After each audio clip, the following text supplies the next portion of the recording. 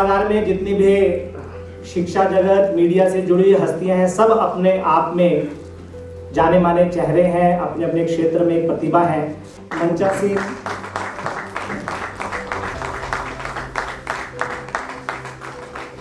ये घड़ी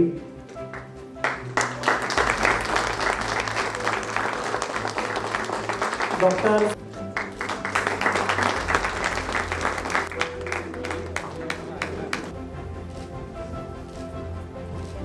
धन्यवाद धन्यवाद कुठाला जी, आपकी वजह से स्वयं प्रोग्राम इतना आगे प्रोग्रेस किया। स्वयं जब ये कोरोना आया तो स्वयं ने ही साथ दिया सारी यूनिवर्सिटीज़ का, कि इतने सारे ऑनलाइन कोर्सेज थे उसमें, जब कोई यूनिवर्सिटी में बच्चे नहीं आ पा रहे थे, टीचर्स नहीं आ पा रहे थे, तो स्वयं खुद मतलब स्वयं के थ्रू टीचर्स यूनिवर्सिटी बच्चों के घरों तक पहुँचे और उनको पढ़ाया। इस बात को कहा जाता है कि हम लोग जब किसी के संदर्भ का उल्लेख करते हैं, किसी की शिक्षा की उपलब्धियों का उल्लेख करते हैं, तभी हमारे मन में वो गौरव का भाव नहीं आता, प्रशंसा का भाव नहीं आता, हमारे अंदर कहीं न कहीं ईर्ष्या और आलोचना का भाव आ जाता है। कई बार ये भी होता है कि अगर शिक्षक शिक्षक का सम्मान नहीं करेगा, अगर साधक साधक का सम्मान नहीं करेगा, अगर शोधकर्ता शोधकर्ता का सम्मान नहीं करेगा, तो उस सम्मान के लिए हमें अपने समाज से, अपनी बिरादरी से बाहर जाकर सम्मान की अपेक्षा करना शायद एक बहुत अवांछनीय बात है। ये बात मैं इसलिए भी कह रहा हूँ कि आज अगर आप इस मंच का ध्यान रखें तो आप पाएंगे कि ये सम्मान शिक्षक का, शिक्षकों के द्वारा शिक्षकों के लिए है। गिलहरी ऐसा बोलते हैं, मैंने कहीं पढ़ा है कि दुनिया में सबसे बड़ा पर्यावरणविद अगर कोई है तो वो है गिलहरी। वो गिलहरी बीज डालकर भूल जाती है, अपने खाने के लिए जमा करती है और तो भूल जाती है, और फिर उससे पौधे पैदा होते हैं जब मौसम आता है। ऐसे ही ध्येयनिष्ठ पत्रकारिता के लिए कितने बीज डाले हैं कुठियाला जी ने, इसकी गिनती नहीं हो सकती। क्योंकि भारत के लोगों से ना दो चीज निकालनी बड़ी मुश्किल है। एक तो पैसे, आप किसी से मांग लीजिए, किसी यूनिवर्सिटी के वाइस चांसलर से बात करो, वो कहेगा नहीं मैं बहुत सारे पैसे लाऊंगा यूनिवर्सिटी के लिए, मेरा इतने सारे एलुमनाई हैं, और जब वो निकलते हैं तो पसीने आ जाते हैं भारत के लोगों से पैसे निकालने में। बहुत मुश्किल है, क्योंकि हमारे को आदत नहीं है, उसकी आदत डालनी है कि देना चाहिए, पैसे देने चाहिए। और दूसरी उससे भी बड़ी मुश्किल है प्रशंसा। और समाज में तो शायद प्रशंसा लोग कर भी लेते हो, शिक्षा जगत में और मुश्किल है, बहुत मुश्किल है ये प्रशंसा। तो पैसा और प्रशंसा भारत के लोगों से निकालना ये बड़ा कठिन काम है। तो उस कठिन काम को सरल करने के लिए यदि एक स्टेप लिया, उसके लिए मैं अभिनंदन समारोह समिति के अध्यक्ष को भी बधाई देता हूं, और जिनका ये विचार आया उनको भी बधाई देता हूं, और जिन लोगों ने इसमें सहभागिता करी उसको भी बधाई देता हूं। ये बड़ा मुश्किल काम है। अभिनंदन का, उनकी पुस्तक के लोकार्पण का ये पल है। तो मैं सर्वप्रथम अभिनंदन पत्र के वाचन के लिए डॉक्टर उदय भान जी को मंच पर आमंत्रित करता हूं। प्रोफेसर बृजकिशोर कुठियाला के कर कमलों में सादर समर्पित।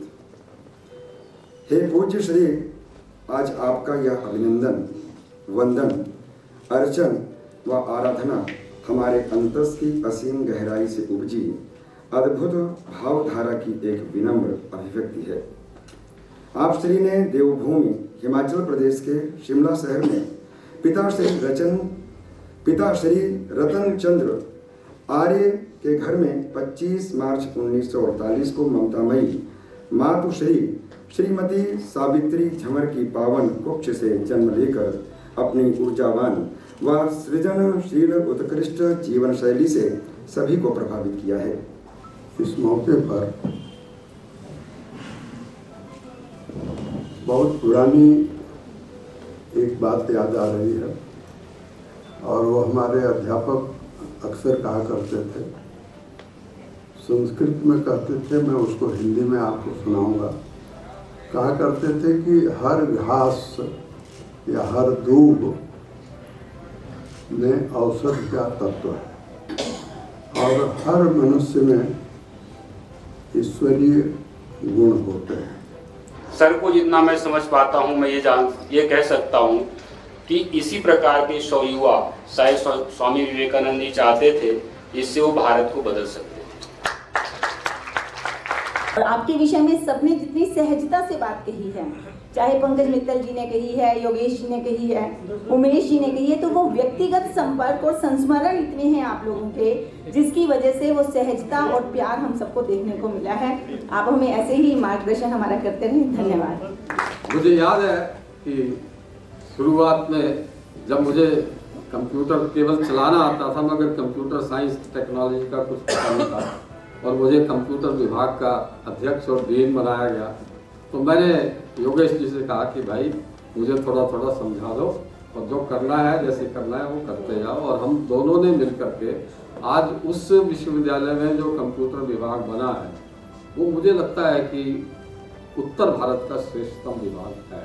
और ये इसका श्रेय जाता है वो योगेश सिंह की फाउंडेशन को जाता है, जो उन्होंने उस समय मुझे इन्होंने बताया था कि वो उनका रिसर्च किस विषय में है, जो मुझे समझ में नहीं आया था उस समय, मगर बाद में लगा कि उस विषय को आज बढ़ाते बढ़ाते आज आर्टिफिशियल इंटेलिजेंस और वर्चुअल रियलिटी वो बन चुका है। तो वो भी एक महत्वपूर्ण पड़ाव था। और चलते चलते जब हम एक बहुत अच्छा मीडिया विभाग बनाने की योजना बना के चले और खोज की आसपास देखा कि राष्ट्रीय स्तर पर जो पत्रकार जिनको ध्येयनिष्ठ पत्रकारिता का उदाहरण माना जा सकता है, और उसकी जब खोज की तो 10-12 लोगों में जो सबसे अच्छे और जिन्होंने अपना कुछ करके दिखाया था, उस समय दूरदर्शन में एक कार्यक्रम, आपको मैं दूरदर्शन के कार्यक्रम में आपकी इमेज के माध्यम से आपको जानता था, उमेश उपाध्याय जी मिले और जम्बेश्वर यूनिवर्सिटी में हमने आपको बुलाना शुरू किया, और धीरे धीरे ऐसा संबंध बना कि पारिवारिक संबंध हो गए। और आज मैं इनसे शिकायत भी करता हूँ कि मिलते नहीं, और हमको एक दूसरे की जो कह सकते हैं कि एक दूसरे को हम मिस करते हैं, मैं तो मिस करता हूँ, और आपसे भी जब बातचीत होती है तो आप भी मुझे मिस करते हैं। अनाथ हाउस में अध्यक्ष के नाते डॉक्टर सच्चिदानंद जोशी जी, सदस्य के रूप में प्रोफेसर संजय द्विवेदी जी, सिंह जी और श्री अमरेंद्र कुमार आर्य जी, आपके निर्देशन में पुस्तक का प्रकाशन हुआ है।